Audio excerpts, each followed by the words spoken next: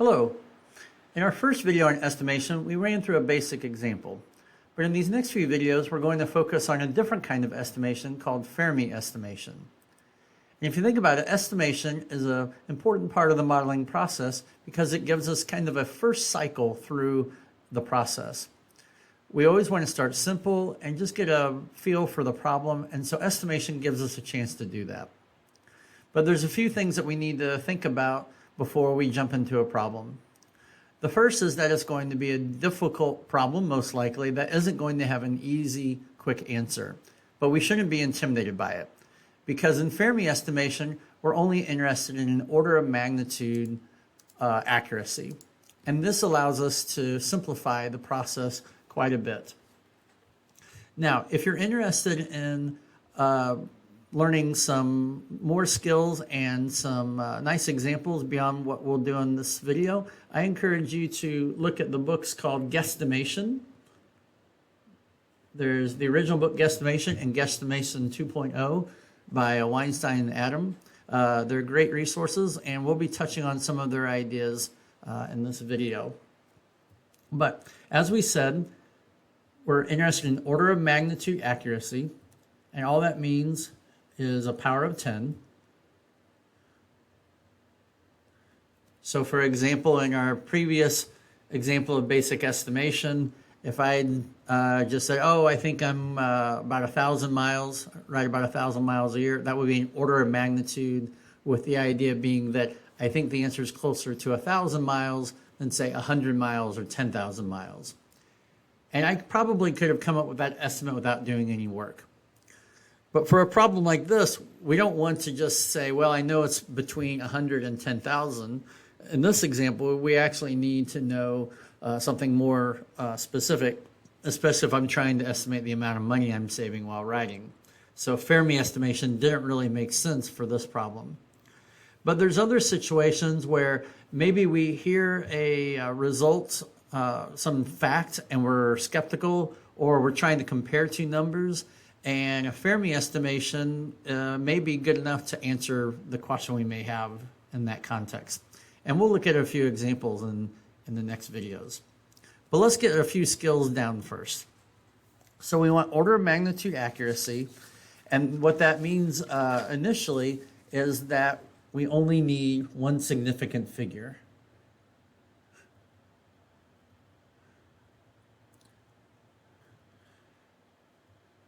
Which gives some strange estimation tools at times that might be a little unsettling if we're not used to it. But for example, that means there's only 5,000 feet in a mile,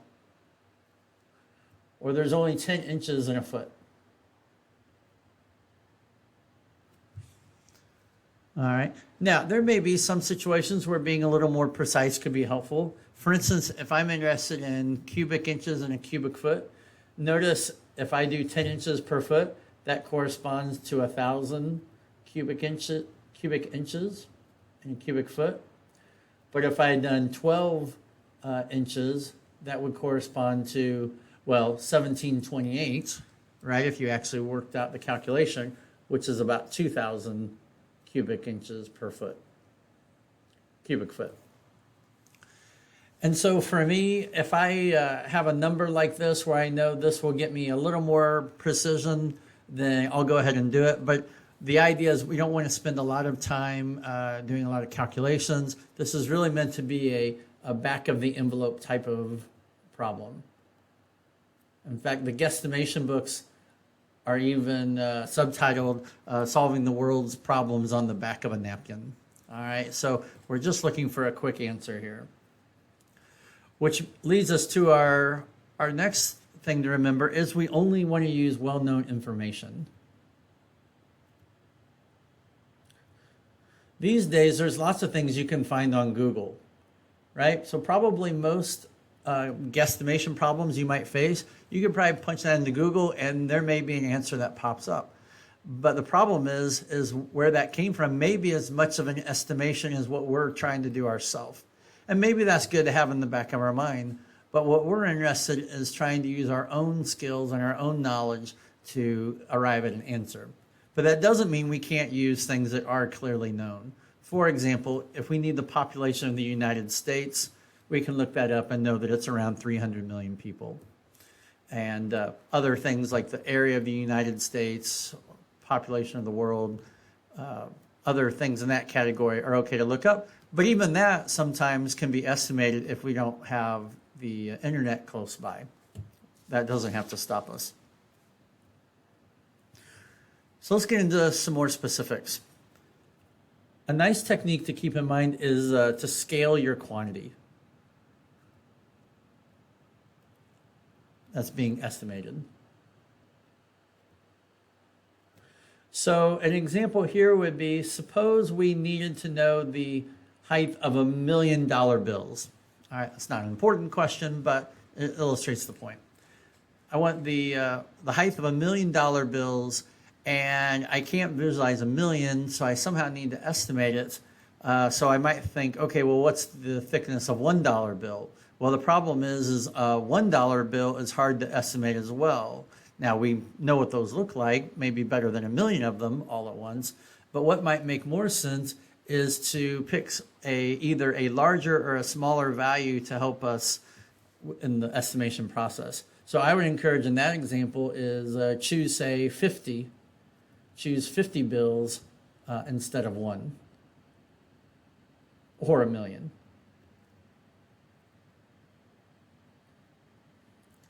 And 50 bills we know is probably going to be maybe a centimeter or somewhere around there. And so and when you multiply that number by a million, or in this case, a million divided by 50, you're more likely to have less error than if you are off by a similar amount, estimating the thickness of one bill and then multiplying that number by a million. All right, on the flip side, let's say I wanted to estimate the number of hairs on say an animal. It's easier to, instead of trying to think about the entire animal or just count one hair or how big one hair is maybe take a square centimeter or a square inch and look at the fur on that animal, and you could probably estimate that easier than doing all or one. Another technique to keep in mind is to use the geometric mean.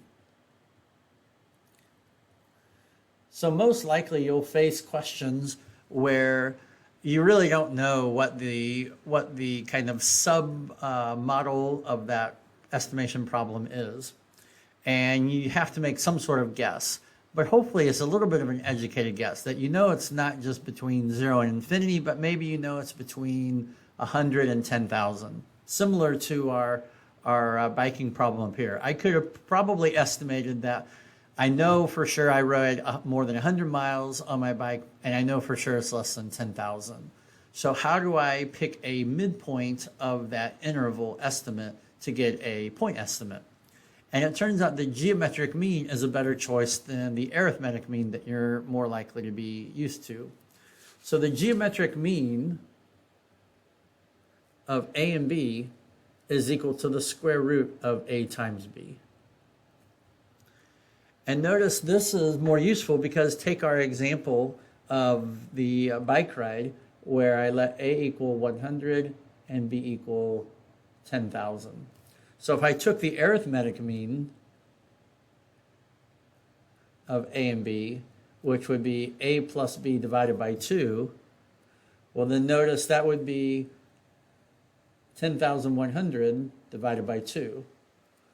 Or in other words, 5,050.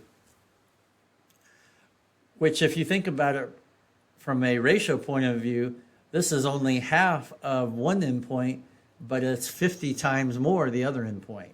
So it doesn't really seem to be in the so-called middle of these two numbers if we're thinking about it in terms of powers of 10.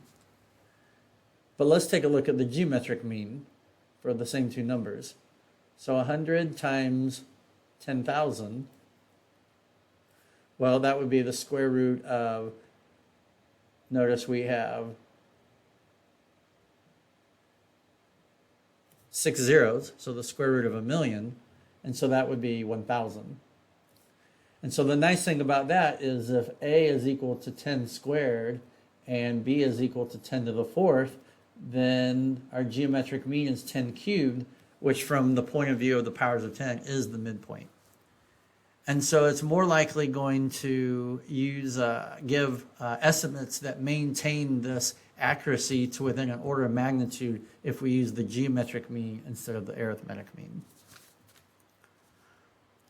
And then the last thing to keep in mind is if you can do an estimation problem a second way, then you have a way of kind of checking your work. Now, you can't always do that, or maybe you can only use Google or something to do that. But if you can find a second approach that is fundamentally different than your first approach, then if you get a similar answer to your first time, then you can have more confidence in your estimation. So that's the basics of Fermi estimation. We'll see you in action in our next video, and we'll see you there.